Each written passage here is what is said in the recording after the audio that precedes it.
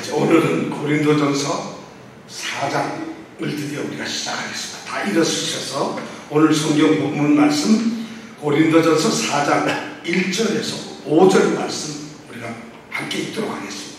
이 말씀은 아마 여러분들이 무척 많이 들어보셨던 말씀입니다. 너무 익숙하고 어디 누가 목사님 된다, 원사님 된다, 장로님 된다, 목사님이 새로 오셔서 다음은 반드시 설교하는 본문이 바로 오늘 성경 말씀입니다. 그러니까 우리가 잘 들어봐야 됩니다. 이 말씀이 무엇을 의미하는지. 자, 4장 1절부터 5절까지 우리 한 목소리로 이 말씀을 읽도록 하겠습니다. 사람이 마땅히 우리를 그리스도의 일꾼이요 하나님의 비밀을 맡은 자로 여길지어다. 그리고 맡은 자들에게 구할 것은 충성이니라. 너희에게나 다른 사람에게나 판단받는 것이 내게는 매우 작은 일이라. 나도 나를 판단치 아니하노니 내가 자책한 아무것도 깨닫지 못하나 그러나 이를 인하여 의롭다함을 얻지 못하노라. 다만 나를 판단하실 이는 주시니라. 그러므로 내가 이르기 전 곧 주께서 오시기까지 아무것도 판단치 말라. 그가 어둠에 감춘 것들을 드러내고 마음의 뜻을 나타내시리니 그때에 각 사람에게 하나님께로부터 칭찬이 있으리라. 아멘. 어떻게 진짜 들어보셨어요? 우리 그랬죠. 사람이 마땅히 우리를 그리스도의 일꾼이고 하나님의 비밀을 맡은 자로 여길지어다. 그리고 맡은 자들에게 구할 것은 충성입니다. 우리 많이 듣던 말씀입니다. 자, 오늘 이 말씀이 왜 나왔는가 하면, 왜 바울이 지금 이 얘기를 하는가 하면, 우리가 지금까지 한 3개월 동안 생각해왔던 1장, 2장, 3절에서의 말씀 때문에 이게 결론적으로 나오는 말씀이에요. 고린도 교회는 우리가 지금 3장까지 쭉 해오면서 무슨 생각을 해야 하냐면, 첫 번째 생각해야 될 게, 이 교회는 문제가 많구나.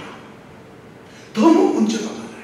오늘날 우리 살고 있는 현대 교회에서 생겼던 문제들이 그대로 이미 2000년 전에 고린도 교회에 있었다는 것이죠. 정말 고린도 교회는 문제투성이 교회입니다. 그렇다고 해서 그 교회가 무슨 형편없는 교회냐, 그렇진 않아요. 가장 성령의 은사가 넘쳐나는 교회가 바로 고린도 교회인데, 그럴 때 문제도 가장 많은 교회가 바로 고린도 교회입니다. 근데 여기에서 바울이 지금 고린도 교회의 문제를 쭉 들었는데, 그가 들은 많은 문제들 중에서 바울의 가슴을 가장 아프게 하는 것이 뭐냐면, 교회에 심각하게 아주 그런 문제가 하나 있는데, 그게 뭐냐면 교회가 분열이 되고 있다는 거지. 교회가 나누어지고 있다는 거지. 근데 그 나누어지는 이유가 뭐냐면, 호남 사람, 영남 사람, 잘 배운 사람, 못 배운 사람, 가진 사람, 없는 사람, 이런 걸로 나누어지는 것이 아니라, 교회에서 지도자로, 사역자로 일을 하는 그 지도자들을 통해서 그들을 추종하는 사람들에 의해서 나눠졌다는 것이. 그래서 나는 바울이 좋아요 해서 바울파가 생기고, 나는 아볼로가 좋아요, 나는 베드로가 좋아요, 이렇게 해서 바울파, 아볼로파, 베드로파 이러면서 교인들이 나누어져서, 내가 바울을 좋아하니까 당연히 바울만 좋아하면 좋겠는데 아볼로나 게바를 깎아내리는 거예요. 저 사람들은 종들도 아니다. 또 아볼로를 좋아하는 사람은 아볼로만 최고고, 바울이나 베드로는 아무것도 아니라 베드로나 바울의 단점과 이런 걸 막 지적하면서 서로가 싸우는 거예요.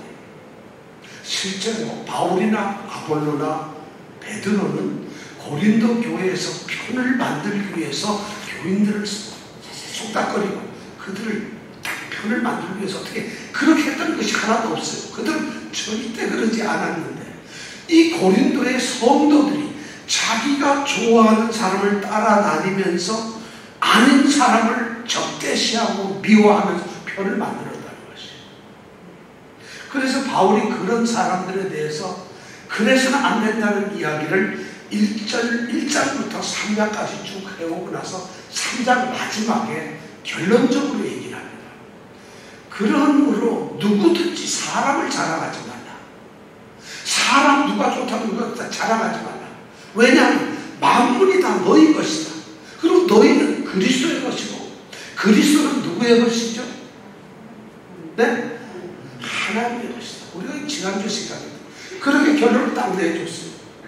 그럼 거기에서 끝했으면 좋겠는데, 아직도 바울의 마음속에는 이 분쟁에서 뭔가 더 해야 할 이야기가 남았어요. 그것이 바로 오늘 4장의 말씀들입니다.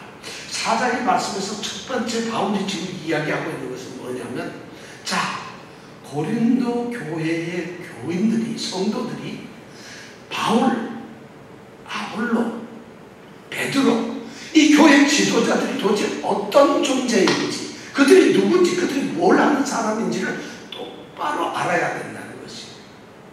그걸 모르니까 이 사람들이 사람을 따라다닌다는 것이. 그래서 그들에게 교회의 지도자들과 사역자들은 도대체 어떤 존재인가, 그들은 왜 하나님께서는 사역자로 부르셨는가 하는 것을 제대로 알게 하기 위해서 바울은 오늘 말씀 4장 1절부터 5절 말씀을 기록하고 있는 것이에요. 물론 6절부터 이제 마지막 21절까지도 계속 그런 말씀을 기록하고 있습니다만, 오늘 4장 1절부터 5절까지의 말씀은 교회를 섬기는 사역자들이 어떤 존재인가, 그들은 어떤 태도를 가지고 교회를 섬겨야 하는가, 또 교회는 그들을 향해서 어떤 태도와 마음을 가져야 하는가 하는 것을 결론적으로 얘기해 주는 부분이 바로 오늘 5절까지의 말씀입니다. 자, 그렇다면 오늘 말씀을 통해서 우리가 바울이 지금 그들에게 심어주고 싶어한 교회 지도자 상이 어떤 건지, 그리고 지도자들은 어떤 의식을 가지고 있어야 하는 건지, 그리고 교회는 그들을 향해서 어떤 태도를 보여주어야 하는지, 또 그리고 사역자들은 교회를 향해서 어떤 자세를 가져야 하는지를 오늘 말씀을 통해서 우리가 생각해 보려고 합니다. 첫 번째 우리가 기억해야 될 것은 바로 1절에 나오는 말씀이에요. 그들이 어떤 존재인가, 그들을 어떤 존재로 여기고 간주하고 그렇게 생각을 해야 하는가 하는 것을 1절에 말하고 있어요. 사람이 마땅히 우리를 그리스도의 일꾼이요 하나님의 비밀을 맡은 자로 여겨야 된다는 거죠. 여기서 사람이 이렇게 하니까 이게 무슨 그럼 뭐 짐승들이나 우리 펫은 빼고 얘기하는 건가 이런 의미야. 여기서 사람이는 고린도 교회에 소속된 모든 사람들이라는 의미를 말하고 있어요. 그러니까 고린도 교회의 성도들과 사람들은 마땅히 여겨야 된다는 거죠. 마땅하게 생각을 해야 된다. 우리는 바로 복수니까 바울이나 아볼로나 베드로나 이런 그리스도의 종들을 마땅히 이렇게 생각을 해야 된다는 것이에요. 어떻게 생각을 해야 될까요? 첫 번째 나오는 말씀이 그리스도의 일꾼으로 생각해야 된다는 것이에요. 이 3명 또는 4명, 5명 많은 교회 지도자들 스스로도 그리스도의 일꾼으로 생각해야 되고, 또 교회 성도들도 그들을 보면서 저들은 그리스도의 일꾼이다 이렇게 생각을 해야 된다는 것이에요. 그리스도의 일꾼. 여러분 이 말을 들으면서 뭐 확 마음에 와닿는 거 없어요? 한번 무슨 말인지 모르고 졸음이 옵니까? 아무 생각이 없습니다. 자, 그리스도의 일꾼이다. 우리는 그리스도의 일꾼이다. 아, 저분들은 그리스도의 일꾼이구나. 여러분 무슨 생각이 드세요? 지금 이 단어, 이 그리스도의 일꾼이라는 말이 무지무지한 엄청난 의미를 가지고 있어요. 제가 그것을 말씀드릴게요. 우리는 지금 이렇게 번역을 해놓으니까 우리를 그리스도의 일꾼으로 간주해라 이렇게 쉽게 생각하고 그냥 생각을 할 수 있어요. 그런데 고린도의 성도들이 이 말을 들었을 때는 전혀 다른 그런 것을 느끼고 있다는 것이죠. 우선 첫째, 일꾼이라는 말에 대해서 우리가 한번 생각해 보시죠. 일꾼이란 뭐예요? 일을 하는 사람이죠. 우리가 교회 직분을 갖고 또는 목사나 장로나 권사나 집사나 무엇이든지 교회 교사든지 무엇든지 다 우리가 일꾼이에요. 근데 여기서 바울이 말하는 일꾼은 종이라는 의미죠. 일을 하는 사람이라는 의미죠. 그런데 이 일꾼이라고 하는 단어가 너무나 충격적이에요. 그냥 우리가 말을 머슴 정도, 일꾼 정도, 종 정도 이렇게 생각하는 단어가 아니라는 거예요. 여기서 일꾼이라는 단어 휘페레타스라고 하는 헬라어를 쓰고 있어요. 휘페레타스라는 단어는 무슨 의미가 하면은 로마 황제가 다른 나라하고 전쟁을 하거나 또는 큰 부자가 자기의 이 상선을 배를 움직이거든, 군함이나 배를 움직일 때 그 당시는 배가 노를 젓는 거예요.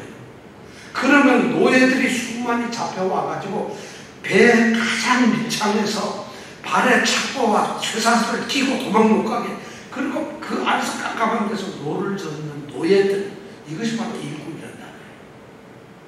그러니까 이 사람들이 뭐냐면 이 교회의 일꾼이라고, 우리 사도들, 사역자들은 바로 노예들이라는 것이. 그리고 가장 비천한 자리에서 아무것도 아니고 쇠사슬을 묶인 채로 복종만, 전적으로 복종만 해야 되는 노를 젓는 그런 존재들이라는 것이.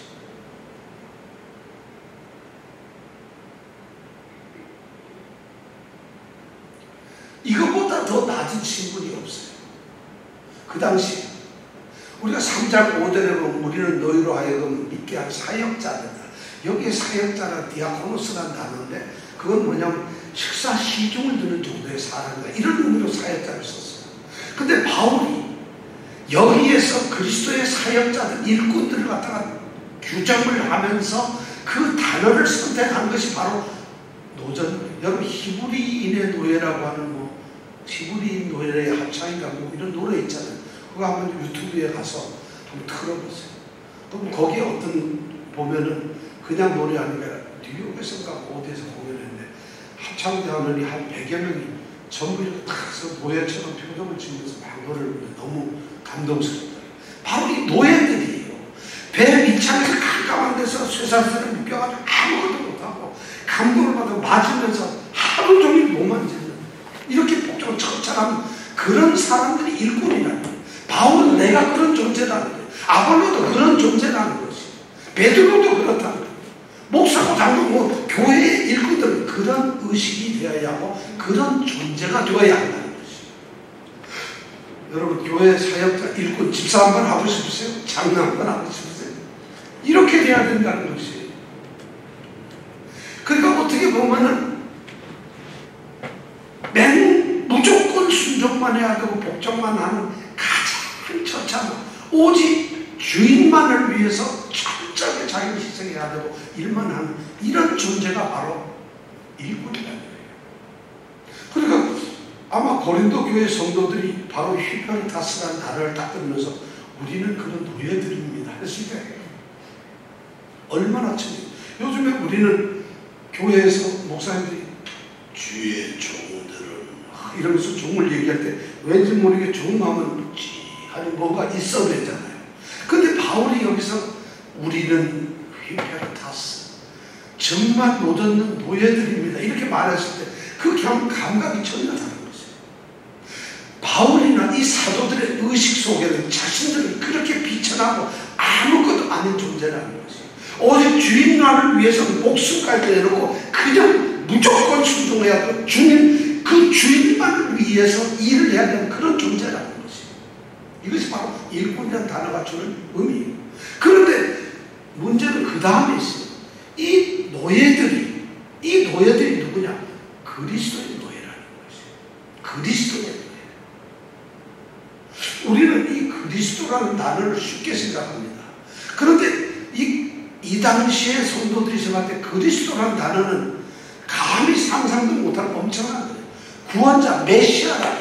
온 세상의 모든 것에서부터 구원해내고 건져내야 될 최고의 분이 바로 그리스도라는 거예요.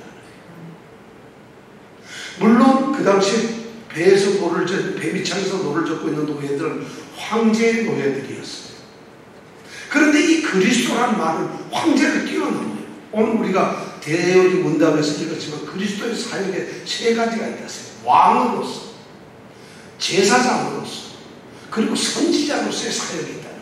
바로 이 그리스도라는 단어 속에는 왕으로서, 선지자로서, 제사장으로서 이 세 가지의 모든 권세를 가지신 분이 바로 그리스도다. 근데 바로 그 그리스도, 그분의 노예라는 것이에요. 여러분 좀 이 단어가 두 개가 안 어울려요. 하나는 너무나 존귀한 이름인 그리스도예요. 근데 또 하나는 너무 비참한 배전는 노예들이에요. 그리스도와 노예가 어떻게 하나의 단어로, 하나의 문장에서 들어갈 수가 있어요? 이것이 사도들이 생각했던 자신들의 모습이에요. 우리는 이렇게 비참하고 아무것도 아닌 존재이지만 우리가 섬기는 그분은 바로 그리스도다.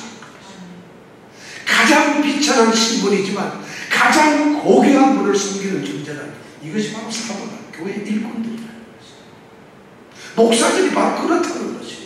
이것을 가져야 된다는 것이에요. 교회 모든 직분들, 우리 권사님들이고 우리 장로님들, 집사님들 전부 다 이런 의식이 있어요. 이것이 바로 사역자의 본분이에요. 마땅히 이렇게 여겨야 된다는 것이죠. 엄청난 얘기를 하고 있죠. 자, 그렇다면 우리가 두 번째로 생각할 것은 이런 그리스도의 일꾼들, 형편없는 그리스도의 노예들이 도대체 무슨 일을 하는 노예냐? 그리스도라는 배 밑에서 노를 짓는 사람이냐? 너 그렇지 않다는 거예요. 오늘 말씀해보면 사람이 마땅히 우리를 그리스도의 일꾼이요, 하나님의 비밀을 맡은 자라는 거죠. 두 번째, 이들이 하는 일이 뭐냐면 하나님의 비밀을 맡은 자라는 것이에요. 여기에도 또 중요한 단어가 있어요. 맡은 자라는 거예요. 맡은 자. 아까 우리가 사역자를 갖다가 뭐라 그러는데 디아코노스라고 그런다 했죠. 일꾼이라는 단어를 휘페르타스라는 단어를 썼는데 여기서 맡은 자라는 단어는 오이코스모스라고 하는 단어를 써요. 오이코스가 말은 가정이고 집이란 말이에요. 모습, 네모라고 하는 거예요. 네모는 관리라는 거예요. 집을 관리하는 청지기를 바로 이 맡은 자라는 말로 표현하죠. 그러니까 집을 맡는 사람들이에요. 근데 이들이 이 맡은 자라는 말, 청지기 또는 재산관리인이에요. 어떤 집이나 가문에다가 음식이나 필요한 것들을 조달하고 공급하고 이렇게 섬긴 집안, 집사같이 집을 관리하는 재산관리인이라는 거예요. 이들에게 가장 중요한 것은 책임이에요. 복종도 물론 합니다만 그들에게 가장 필요한 것은 반드시 의무를 가지고 책임을 져야 된다. 왜냐하면 그것을 공급하고 맡겼어요. 어쩌면 요셉이 보디발의 집에 가서 맡았던 것이 바로 이 집사였어요. 교회는 철저하게 이런 집사적인 이 재산 관리를 청지기의 의식을 가져야 되는데 바로 그리스도의 일꾼들은 바로 그 청지기의 일을 맡았다는 것이 청지기의 일을 합니다. 무슨 청지기냐? 하나님의 비밀을 맡았다는 거죠. 그들이 교회를 다스리고 교회를 갖다 이끌어 운영을 하고 그리고 교회를 그들이 뭘 어떻게 하는 이런 일을 맡은 것이 그리스도 일꾼들이 아니라 사역자들이 아니라 사도들이 아니라 그 사도들이 맡았던 것은 그들의 오직 그들의 사역 일의 유일한 것은 뭐냐면 하나님의 비밀이에요. 다른 것이 아니에요. 그러니까 무슨 정치적으로 뭐 뛰어나고 뭐 이런 지식이 좋고 이게 아니라 단지 하나님의 비밀을 맡았다. 자, 그렇다면 하나님의 비밀이 뭘까요? 여러분들에게 한번 묻겠습니다. 하나님 비밀이 뭐죠? 비밀을 어떻게 알아요? 비밀을. 그냥 하나님의 비밀을, 그냥 하나님을 아냐? 그러면 혹시도 모르겠는데, 하나님의 비밀, 우리가 하나님의 비밀을 어떻게 알겠어요? 그런데 1장부터 3장 오늘 말씀을 저와 같이 계속 지금 3개월 동안 따라오신 분들은 하나님의 비밀, 이러고 금방 아실 거예요. 저는 여러분들이 다 아시지만 일부러 말 안 하고 가만히 있다고 생각해요. 혼자 다 얘기해라 이거겠죠? 하나님의 비밀은 뭐냐면 전에는 비밀이었는데 세상의 모든 것의 비밀이었어요.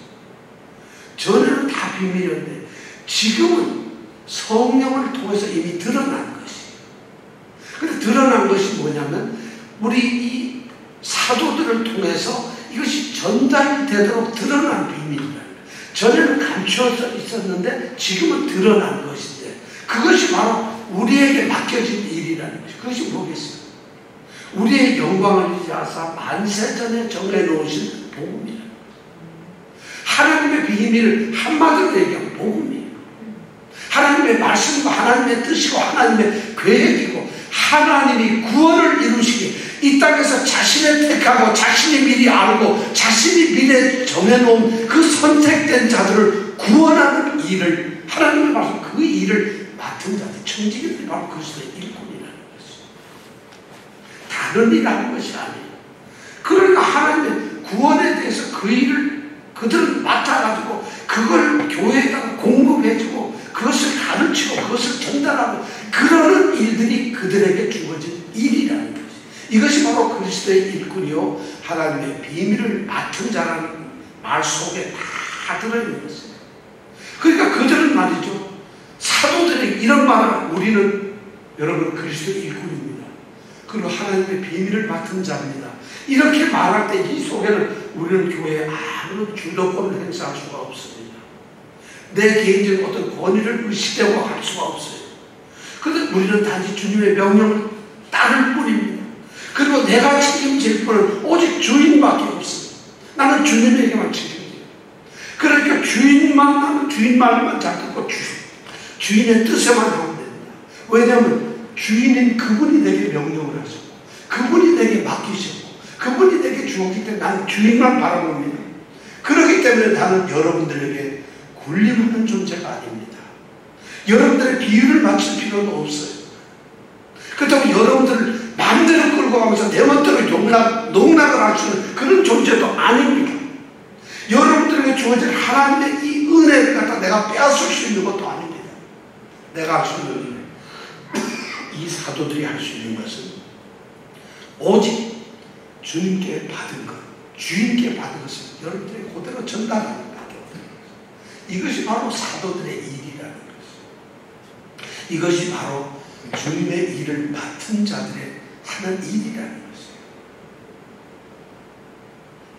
노예와 같은 신분이지만 너무나 어미하신 주님께서 주신 일, 맡기신 일을 그것이 다름이 아니라 구원이라고 하는 이 위대한 일을 그들에게 온전하게 전달만 해주는 이것이 바로 청지기로서의 삶.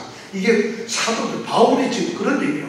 그러니 너희 고린도 교회 성도들이 우리를 뭐 존경할 필요도 없고 우리를 대단하게 생각할 필요도 없고 그렇다고 우리를 혈변하면 쓰레기처럼 바보 취급할 필요도 없다는 거예요.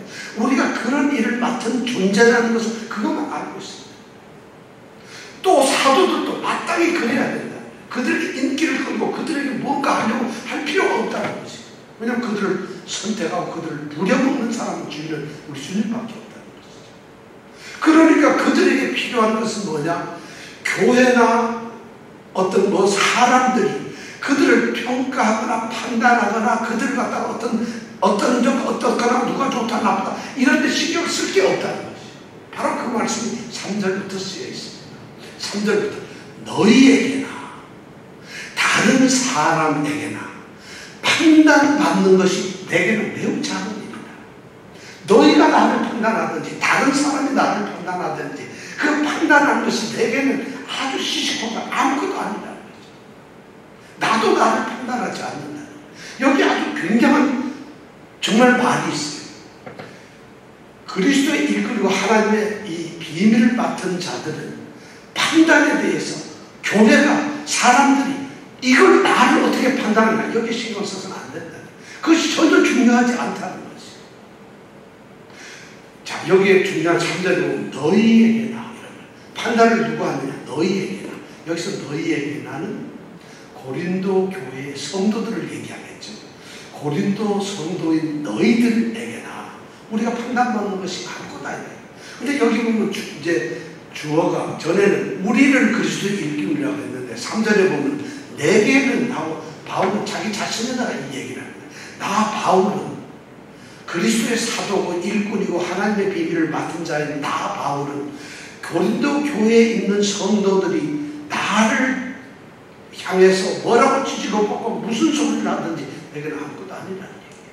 그러니까 교회 안에서 바울, 아볼로파, 게바파 막 나눠가지고 바울은 어떻다, 바울은 우리한테 복음을 전해놓고 그냥 도망가서 오지도 않는다. 저는 뭐 우리를 갖다가 처음에 유치한 무슨 뭐 십자가 이런 얘기만 하고서 그냥 가버렸다. 우리 아볼로를 봐라. 얼마나 멋있는 얘기를 하냐. 말도 잘하고 재미있고 즐겁고 유익하고 세상에 주색도 많고 그러니까 은사도 받아서 우리가 막 방언도 하고 하는데 바울보다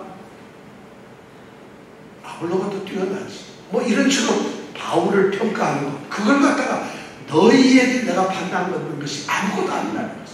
고린도 교회가 떠드는 거. 교인들이 고린도 교회 집사가 장로가 바울에게 뭐라고 하든지 바울은 매우 작은 일이라는 거지. 너희뿐만 고린도 교인들뿐만 아니라 다른 사람에게서 내가 듣는 거 그것조차도 아무것도 아니라는 얘기예요. 성도님은 다른 사람들은 뭐냐? 같은 사역자들, 동료들이 나를 어떻게 비판하든지 아니면 세상에서 나를 갖다가 어떻게 말을 하든지 아니면 내가 죽고 난 다음에 나를 어떤 사람이라고 세상에서 평가를 내리고 이 사역자는 이 바울은 어떤 사람이었다 사람들이 평가 내리고 세상이 이야기하는 것이 자기가 아무것도 아니라는 거죠. 사역자들의 생각이 이렇다는 거예요. 전혀 자기로서는 일도 중요한 게 없다는 거죠. 거기서 더 한 발짝 더 나갑니다. 교인들뿐만 아니라 세상뿐만 아니라 자기 스스로도 자기를 심판하지 않는다. 내가 좀 일 좀 잘하지. 자기 자신을 자기가 우쭐해서 판단하거나 자기를 평가하지 않는다는 거지. 내가 그래도 일 좀 하지. 나는 그래도 능력 있는 좀 종이잖아. 나는 말씀을 잘 가르치는 종이잖아. 나는 전도에 끝내주는 사람이야. 나는 교회를 부흥시킬 수 있는 사람이야. 뭐 등등 자기 자신의 평가를 하지 않는다는 거야. 놀랍잖아요. 자기도 자기 자신의 평가. 교인이든 세상의 평가든 아니면 내 스스로 생각하는 나의 평가든 그게 필요가 없다. 그럼 4절에 보니까 내가 자체가 아무것도 깨닫지 못한다. 왜냐하면 내가 자체가 그러니까 이 말은 뭐냐면 내가 양심에 꺼리낌 없이 일을 했다는 거예요. 나는 내가 사역하고 바울이 얘기하는 거예요. 내가 사역을 하는데 누구보다 고생돼. 그가 오직 그들에게 전하고 싶었던 것은 예수 그리스도 그분의 십자가에 못 박히신 것 이런 거 외에는 난 전하지 않고 그것을 교회에다 터로 만들었고 나는 그것을 심어준 사람이고 나는 오직 그들을 위해서 하나라도 가르치기 위해서 밥이 아닌 젖으로 어린아이들을 가르쳤듯이 그렇게 나는 했던 사람인데 나는 양심적으로 교회에서 일하는데 하나도 난 양심에 거리낌이 없이 정말 최선을 다했던 그런 사람이다.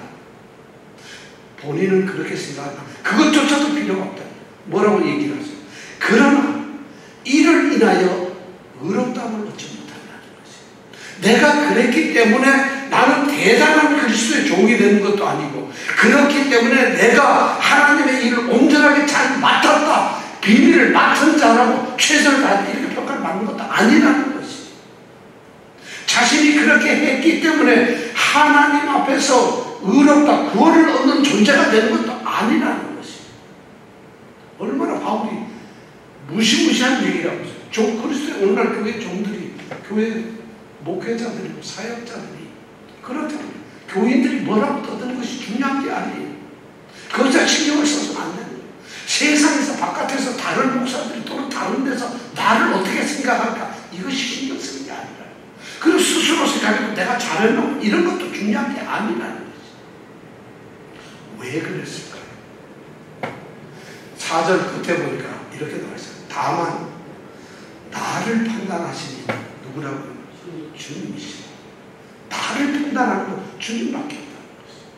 아무것도 나를 판단하는 것이 아니라 주님만이 나를 판단하신다는 것이죠. 세상이 나조차 나를 나도 판단해서도 안 되고 세상도 교회도 사역자들을 판단할 것이 아니라 주님만이 판단. 자, 어떻게 판단하는 거예요? 다만 나를 판단하신 이는 주십니다. 그러면서 이제 교인들에게 말합니다. 우리 5절 같이 한번 읽어볼까요? 시작. 그러므로 때가 이르기 전에 곧 주께서 오시기까지 아무것도 판단하지 마라. 그가 어둠에 감춘 것을 드러내고 마음의 뜻을 나타내시니 그때에 각 사람에게 하나님께로부터 칭찬이 있습니다. 야, 바울의 이 확고한 자신평가, 자신이 하나님 앞에서 자신이 어떤 존재가 되어야 한다는 매우 분명한 자기는 종말론적인 자기 사역에 이런 태도가 있었다는 것이에요. 나는 그리스도에게 소속된 자다. 나는 그리스도가 주인이신 그 주인의 일꾼일 뿐이다. 하나님께서는 내게 그 하나님의 비밀을 잘 전하라고 천지로 내게 맡기셨다. 그런데 이런 일을 판단하시는 건 교회, 그것을 받아들이고 그것을 듣고 배우고 그 말을 듣는 교인들이 아니라, 그리고 내가 교인들 목사들 중에서 또는 사역자들 중에서 내가 어떤 존재라 그들이 평가하는 그것이 아니라, 자기 스스로 자기를 생각하는 그런 것이 아니라 오직 주님만이 나를 판단하신다. 왜냐하면 주님의 일꾼이니까, 주님이 나를 부르셨으니까. 사역자들이 목사님한테 칭찬받으려는 교회 직분자들 혹시 있나요? 혹시 여러분들 그런 거 있으세요? 아니, 목사님한테 잘 보여야지. 그런 딸랑이들이 있나요? 이게 지금 오늘 이 말씀에 보면 엄청난 거예요. 오늘 교회 목사님들한테도 이런 일이 하셔야 되겠어요. 자, 그럼 여기 결론이, 언제 그럼 그런 판지 주님이 판정하실까? 주님의 판단은 주님의 날, 주님이 오실 때 판단한다. 지금이 아니라는 거죠. 모든 일이 다 끝나고 이 세상의 마지막 심판을 하실 주님이 오시는 그날에 주님께서 나를 판단하신다. 그러니까 그때까지는 내가 할 거 오로지 복종하고 내가 일하는 것밖에 없어. 내 삶을 하는 거예요. 그럼 어떻게 판단을 하실까요? 판단을, 그럼 주님은 어떻게 판단을 하실까? 오늘 말씀을 보니까 우리를 판단하실 때 매우 철저하게, 매우 완전하게 하세요. 우리가 뭘 했기 때문에, 우리가 무슨 일을 했기 때문에 드러난 걸 보고, 오, 잘했네, 오, 야, 이거 훌륭하다, 오, 이거 굉장한데, 아, 이거 누가 할 수 있겠어, 보이는 그런 것을 하는 것이 아니라 어두움에 감추인 것을 드러내버려요.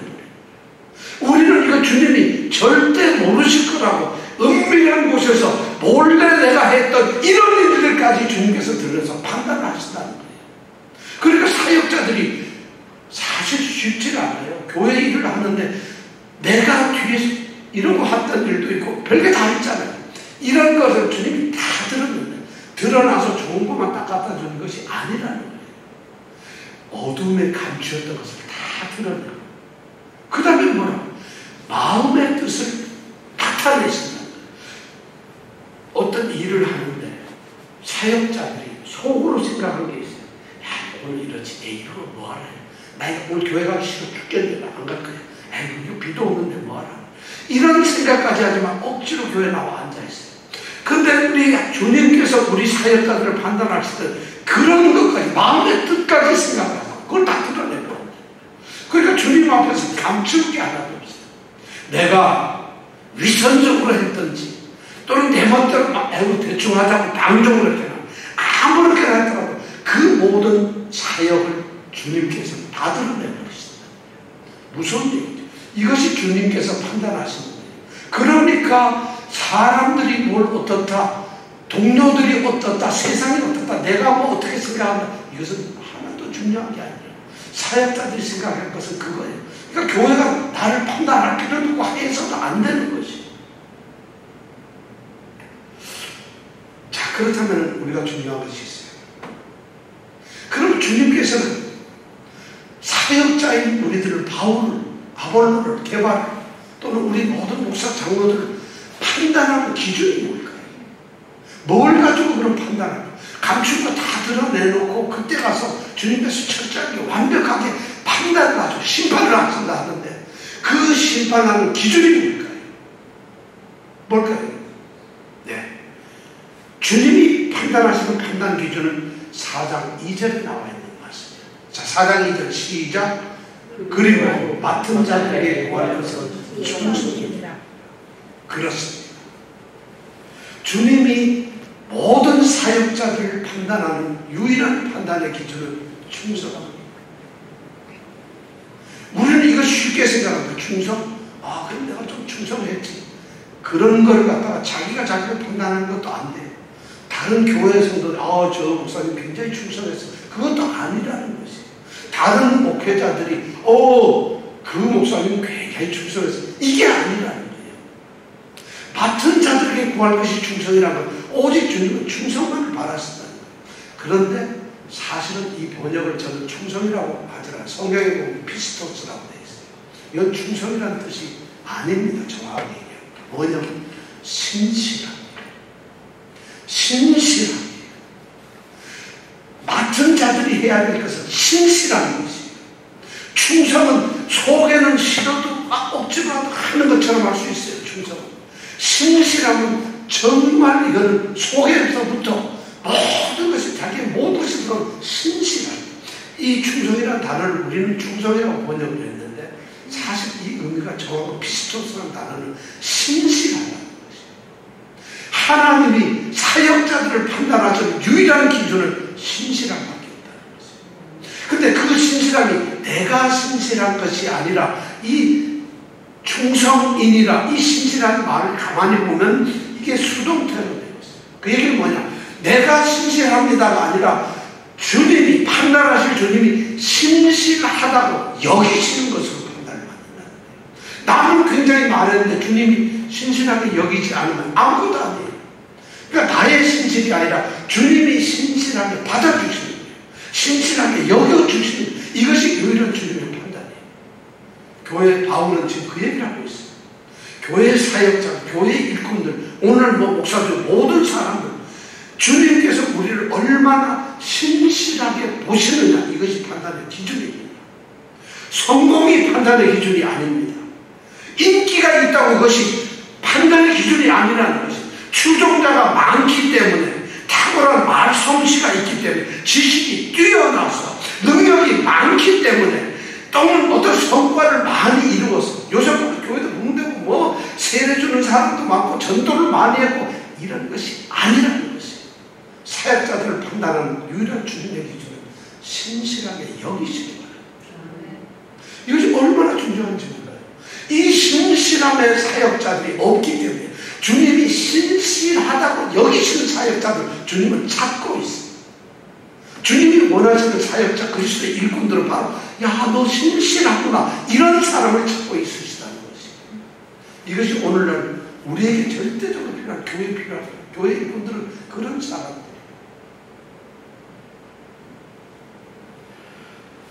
근데 교회는 자기를 속이는 사람들, 사람을 칭찬하고 자랑하는 것들, 성공을 위해서 모든 것을 쏟는 것들, 그리고 뭔가 드러나고 세워지고 막 이러고, 그러니까 막 프로그램 내야 되고 행사 내야 되고, 오히려 순수한 신실하게 하나님의 비밀을 맡은 구원의 복음의 말씀을 선포하는 것은 지루하고 재미가 없어요. 졸아요. 우리부터도 그렇잖아요. 재미있고 즐거운 이야기하면 눈이 번쩍 뜨이고 시간이 금방 안 가는 것 같은데, 그러니까 바울이 지금 얘기하는 거예요. 바울이 고린도 교회에 가서 전했던 얘기가 뭔지 알아요? 예수 그리스도, 십자가의 도예요. 그런데 고린도 교인들은 십자가의 도가 아주 지겨운 거예요.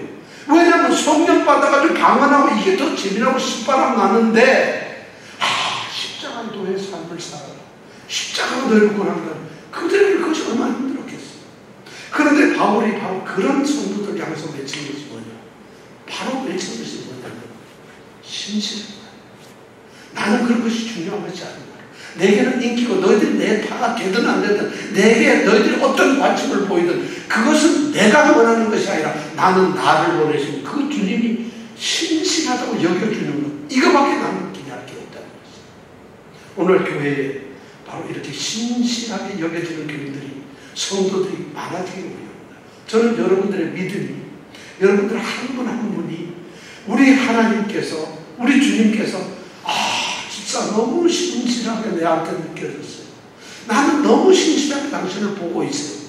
이런 칭찬이 있을 때 그때 우리에게 칭찬이 있는 겁니다. 이것이 아니라면 우리가 무슨 일을 했든지 그 사람은 그리스도의 일꾼이 아닙니다. 하나님의 비밀을 맡은 자가 아니라는 것이죠. 오늘 이 놀라운 말씀을 통해서 우리가 주님이 나를 신실하게 봐주기를 원하면서 신실하게 되기를 간절히 원하는 그런 정말 우리 성도들이 되기를 간절히 원합니다.